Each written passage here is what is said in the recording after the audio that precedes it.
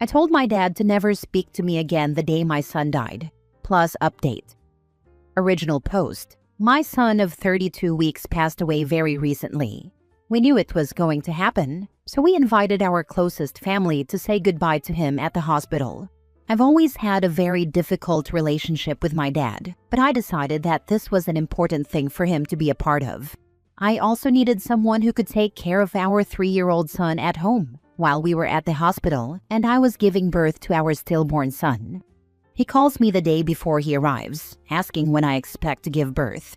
I tell him that I do not know exactly, since the birth is induced and it can take anywhere between hours to days for my body to react to the medication. He responds, "Well, I need to let my work know how long I'll be away, so I need a better time frame than that." I repeat myself as I literally do not know when I'll go into labor, but he keeps pressing me for a more precise answer with quotes like, "The hospital must know," and "Just ask a doctor, they will know," etc. In the end, my husband has to grab the phone and tell my dad to figure it out with his work. My dad then arrives with his girlfriend and is, throughout the entire day, extremely visibly distraught. I think to myself, wow, he really cares, and I feel incredibly bad for him. But I also notice some strange behavior from him. Throughout the 3 hours he was there, he just places himself in a corner in a complete zombie state. He doesn't once console me or my husband. He doesn't once take the initiative to go for a walk with our 3-year-old son or talk to him. He just sits there without a single word, and I have to handle my son while I am also trying to arrange paperwork with the hospital about my stillborn baby. The only thing my dad tells me that day is, "You should probably go home to your 3-year-old. He is very confused and he needs you." At this point, I had just given birth to my son 3 hours prior, and before that, had been hospitalized for bleeding. My dad then ends up walking out of the room and taking the elevator down. My husband, being a bit worried about him, follows and asks him what is going on. My dad then looks at him and says, "Girlfriend and I broke up." My husband doesn't react much other than telling him he is sorry. My husband also decides to keep it from me for the time being, because I am dealing with enough grief at that point. Later in the day, we all return home. My dad is still sitting motionless on the couch staring into the room. His girlfriend gets up to use the bathroom, and he then turns to me with tears in his eyes and drops the bomb on me as well. "We broke up, but I don't want to talk about it right now." Clearly, he was trying to keep this announcement a secret from his now ex, since he waited to tell me until she left the room. In that moment, I can't take it anymore. I glare at him and tell him, "I cannot handle this right now, and I think you need to leave. Don't contact me." I needed my dad that day. My mom passed away some time ago, and my husband's parents live halfway across the world. I needed my dad more than I had ever needed him, and instead of embracing me, telling me he loves me, telling me he loves our son and comforting me, he is lost in his own grief over his freaking breakup. I don't even know if a single tear that day was shed for my son. At the same time, I can't help but feel bad for him. But couldn't he have waited a couple of days to tell me about this? Why did I need to know it on that day? I'm probably just an a-hole, I really don't know, but I needed to vent it out. Now for the top comments before reading the update. Had your dad always been like this? Between how he behaved on the phone and how he behaved at the hospital, your dad strikes me as a very selfish person. I think that you were well within your rights to tell your dad to leave and to not contact you. I'm sorry for your loss. We have a very, very strained relationship. When I lost my mom as a teenager, he also engulfed himself in grief and forgot to care for his 4 kids. I had to arrange my mom's funeral because he couldn't handle it. He never once asked how his kids were doing, never once checked in on us. I resonate with your story. I lost my mother when I was a teenager, and I have finally, at age 30, cut out my chaotic, emotionally absent, and at times, highly abusive father. Never felt so free. A father like that is not worth your time and energy.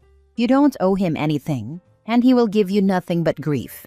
Be proud you have put up boundaries and keep your head up high, as you have done nothing wrong. This time is needed to look after yourself and grieve after the loss of your dear child. Stay strong. They broke up and still came to the hospital together. Probably because the ex has a heart and wanted to be there for you in a small way.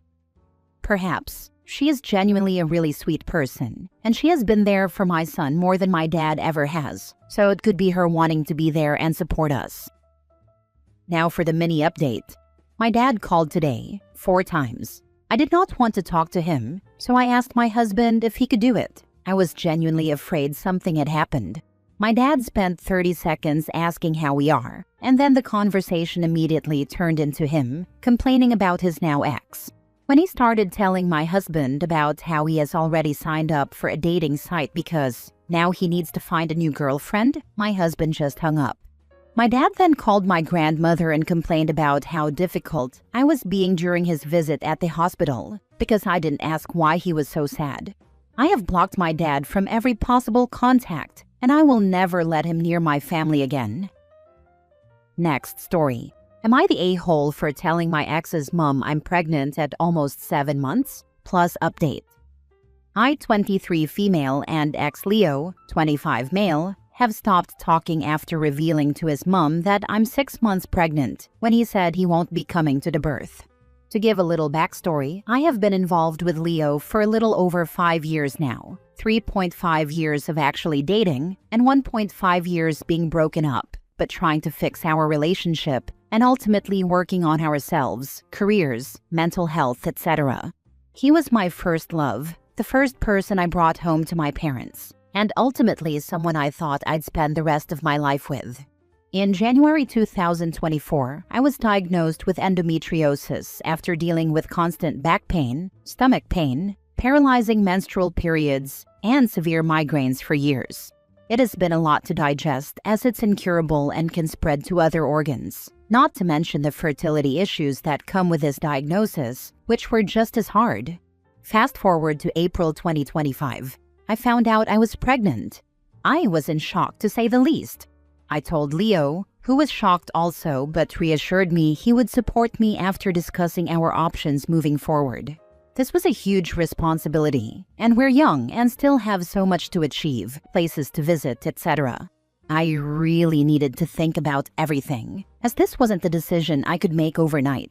I made appointments to discuss termination and kept him involved. After many sleepless nights, praying, planning, and advice from family and friends, I decided I'm going ahead with the pregnancy. Despite my diagnosis and situation with Leo, this baby is a blessing. However, Leo turned cold and was no longer caring or supportive, and he told me he didn't want to be involved. This was obviously hard to hear, and after a few arguments, I decided to leave things alone to avoid stressing myself or the baby. Plus, the first few months of pregnancy were hard as I had severe morning sickness.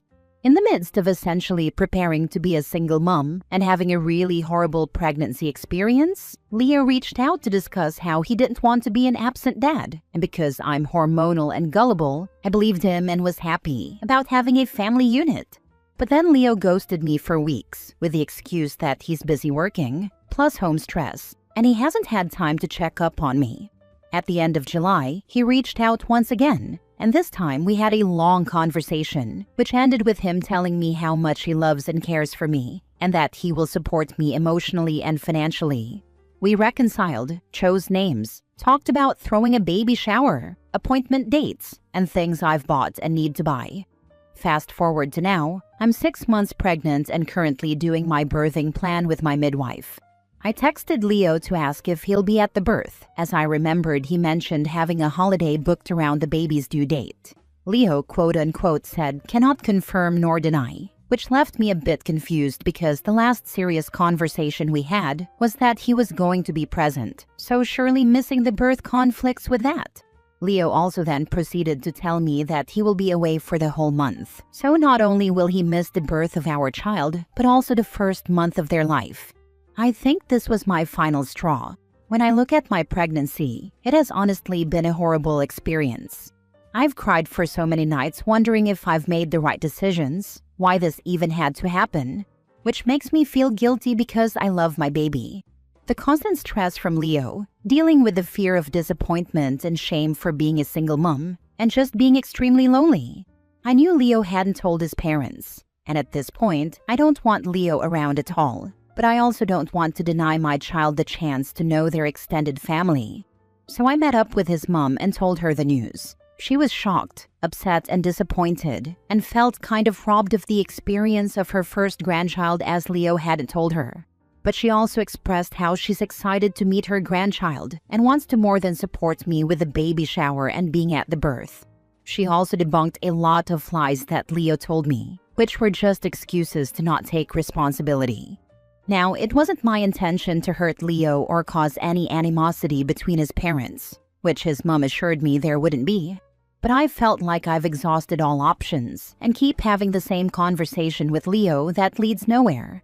A part of me feels relief because my baby gets the chance to know their extended family, but I still feel the same, sad, alone, unloved. I feel like I've caused irreversible damage to the relationship, or situationship, with Leo. Leo said he'll never speak to me again for telling his mom, and that he doesn't care about me at all. So am I the a-hole? Now for the top comments. I don't care what your intentions were when you told her. That's your baby's grandparent. They have a right to know. Leo is a waste of space. He was just going to keep playing you to keep you off his back. Now he can't play you or his mother anymore. Make sure he pays child support. Don't let his mother pick up the tab, but let her enjoy being a grandma. Screw Leo. You're not the a-hole. Agreed. OP needs to accept being a single mom and try to make those relationships with his family, but try to keep from emotionally investing in Leo because he's trash and seems to just be stringing her along. Not the a-hole. Where are your parents? Focus on making your home now. Prepare for the baby coming. Get enough sleep. Eat well. Practice self-care. It's you and your little one now. Bless you. You're gonna be a great mom and you chose this baby. My parents are involved and very supportive. I definitely will, thank you. You're gonna do great. Please keep us updated. Mini update. Thank you so much for all the comments and taking the time to read my story. I've taken everything on board and am making steps to prepare, which is going well so far. I forgot to mention both of my parents are super involved, and so are my family and friends. So I'm super grateful. Maybe it's the hormones, but I really wanted baby, I don't know their gender yet, to have their dad and paternal family, as family is so important to me. Also, I'm from London, so I will definitely look up UK laws. I definitely see now he's been stringing me along, and that there is no possibility of having what we once had. I was 18 when we got together, so it's been hard to let go, but I love my baby way more than that. Thank you everyone, and I'll keep you posted with what happens. Last story. Am I the a-hole for telling my wife that if I waited for her to make memories with our son, we wouldn't have any? Last weekend, I, 39 male, helped my son, 14 male, dye his hair purple. Or my good friend who actually knew what he was doing helped dye my son's hair while I was there for music requests and object fetching. It was such a fun day, and I could tell how happy it made my boy. I didn't tell my wife before we did this, and that was the catalyst to the fight we're currently having. But for me, it's so much more than this one incident. My wife has been hands-off with our child for a while now. His soccer games, little road trips to nearby amusement parks, back-to-school shopping, she's too busy with work or too tired from work. So, I've mostly just stopped having the conversations. Why would I waste my breath to have the same conversations on repeat? The night we dyed his hair, she started crying while we were talking, saying we were making all of these memories without her. I asked her what she expected me to do. If we waited for her to make memories, we would be sitting in a dark room 100% of the time. My son isn't even really comfortable with her anymore.